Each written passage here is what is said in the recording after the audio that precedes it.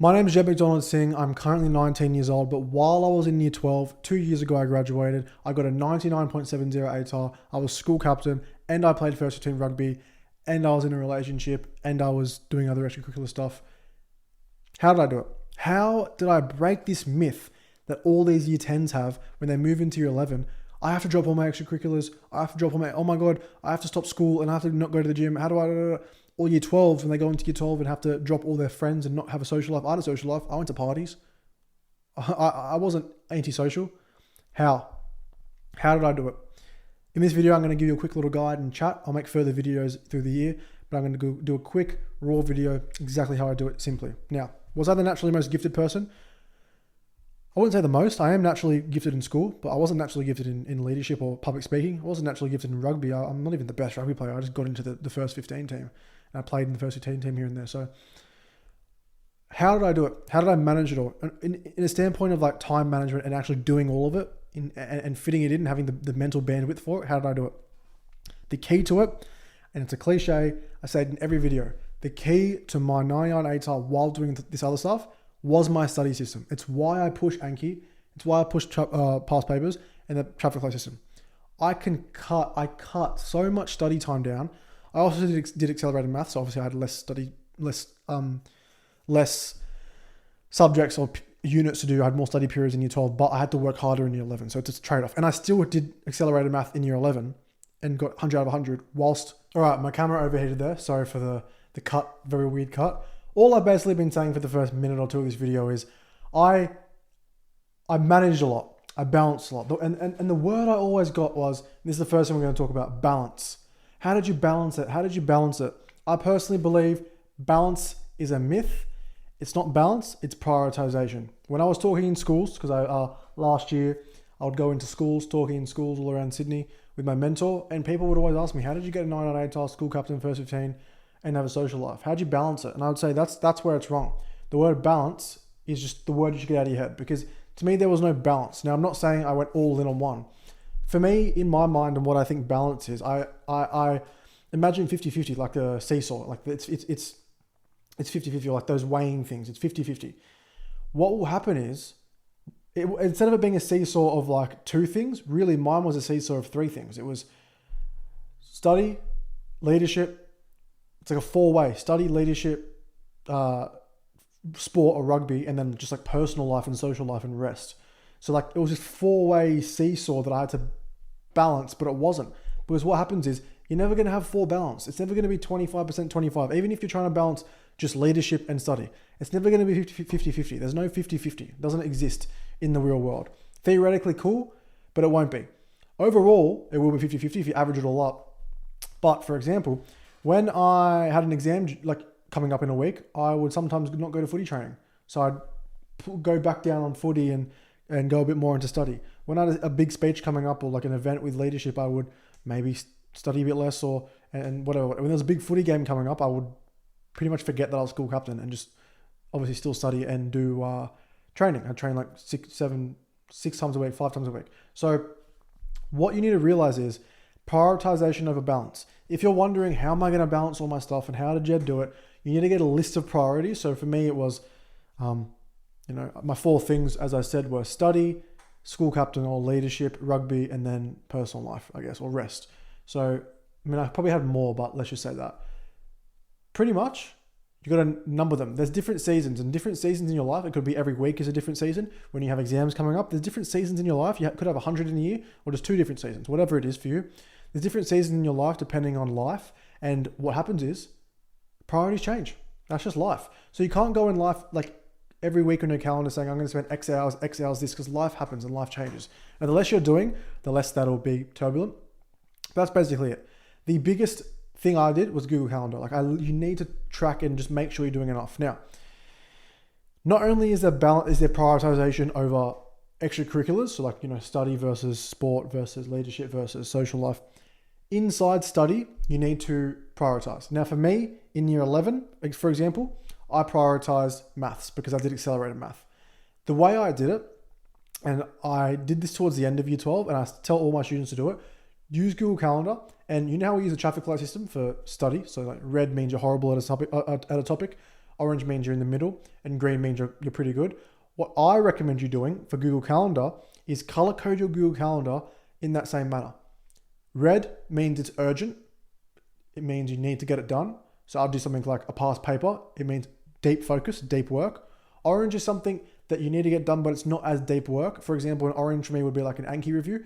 It's still study, it's still work you have to get done, but it's not like deep work, like a past paper where you're in exam conditions and you're studying like that.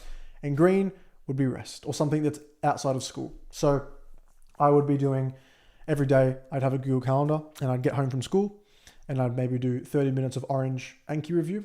And then I'd do 2 hours of red math past papers. And then I'd do, half an hour of orange English, writing an English essay. Now, orange things you can do just like on the couch, probably while watching TV, and like an Anki review you can probably do, just like chilling a bit. But like past papers, red. And then green is resting. Or like for me, it was leadership, because for me, leadership was a bit of a different thing. So there's what you can do. You can prioritize not only your different things, but you can then color code on Google Calendar, knowing like what needs to be deep work, what needs to be not. And for me, the big Google Calendar was an amazing thing. Like genuinely, it was absolutely huge. Like you need to be tracking, like with all the extracurriculars I had to be tracking. That's the first thing. Prioritization over balance, always. Always, always, always. There's no such thing as balance. I just don't think it exists. It's always different seasons in your life are changing and that sort of thing. Now, or at least there's no balance in the sense of the word where it's 50-50. It won't ever be 50-50. Second thing, and again, the most important thing, I say this in every video, I sound like a broken record, you got to study properly. You got to actually have a study system that allows for balance. Anki, past papers, and the traffic light system allow for this, because Anki in itself is a daily habit that you do every day, and even on days when you can't study much because you got extracurriculars. And I had like, for example, on Saturdays in year 12, throughout winter, like the middle of the year, terms 2 and 3, we had footy every Saturday. And because I was school captain, I had to be at the footy games from 8 a.m. and I played at 3 p.m, 3:15. So I was there, wherever it was, home or away, every Saturday for like 10 or 12, 16 weeks, however long it was.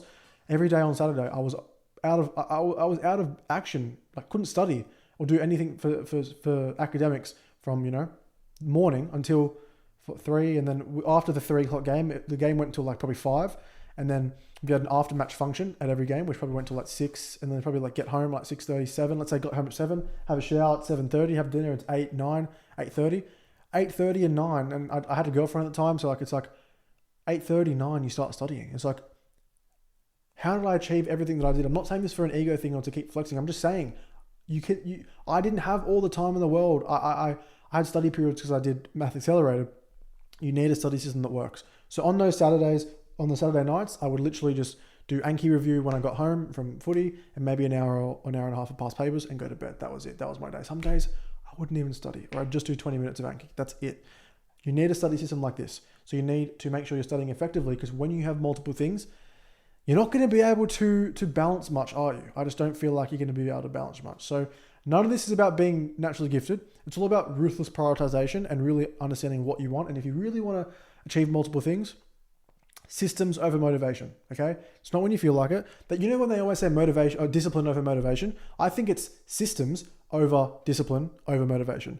Discipline's hard. Sometimes I'm not that much of a disciplined person. I don't even think about, like, for me, discipline seems like grit and determination. I'm not always gritting my teeth. I wasn't always gritting my teeth through work. Sometimes I just do it because it's like a daily Anki review is a system where it's every single day you're doing it. And it's just like, the activation energy of the task is so low that it's just something I did. It's actions you do without thinking about it. That's like your system.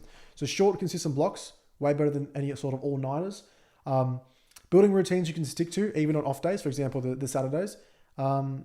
The mindset I had, like, especially with leadership, but that being school captain wasn't, like, it's not a full-time job. Like, I'm allowed to be a student. Like, if you're doing leadership, like, you're allowed to be a student. It's service, it's setting standards, it's showing up, but you can be a student. You're a student, especially if you're trying to get a higher ATAR, you're a student first and foremost. Again, I stayed calm, executed the basics, and I prioritized, Exams coming up, didn't go to footy training. There's so many times I didn't go to footy training, and I was able to because my teachers knew I was school captain, and they knew I was going to dux. I dux year 11. They knew that academics was my biggest thing, so the rugby coaches just said, sure, why not? Most usually, like, the best performers aren't even the most talented. They just work. Like, I just worked harder than everyone, and then I had some talent, and I did really well, right? Third thing is social support, or just support in general. Coaches, teachers, mentors, teammates, friends, family. Never pretend to like do it alone. I had my family and like I had a girlfriend at the time, and it was just nice to have some downtime and not be doing it all by yourself. And also another thing was identity beyond marks. I didn't tie my worth to my results the whole year. I just like did the work. I don't know. It's hard to kind of say. Like I didn't balance everything. I just built discipline. I built systems. I prioritized everything. Had support, and I just executed. And I just did the work consistently and did my daily Anki reviews and did my past papers and did my traffic light system every week on Sunday. I'd go Sunday night. Okay, how am I going? Am I green in everything I've already learned? Yes.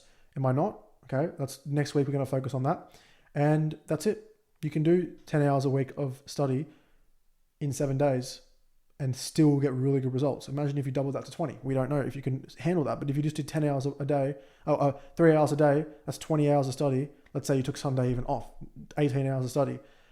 You can smash your exams with that. Second like part of this is in terms of what work I did. I didn't do a lot of homework. And I always talk about this. I didn't do all the textbook homework my teacher sent me. I couldn't.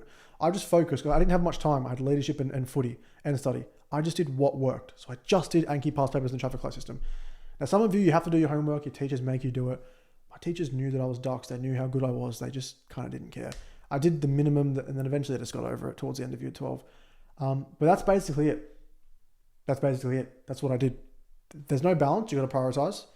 You have to have systems, have a proper study system, and just be consistent, have a daily minimum, and then try not to do all the work. Do only what is necessary to get results. If you have the choice between doing past papers or textbook questions your teacher sets, do the minimum of this and the maximum of the past papers. If you need any help, because obviously I can't answer every single angle of this, ask me in the comments below. And other than that, thank you for watching. I look forward to answering your questions and chatting to you.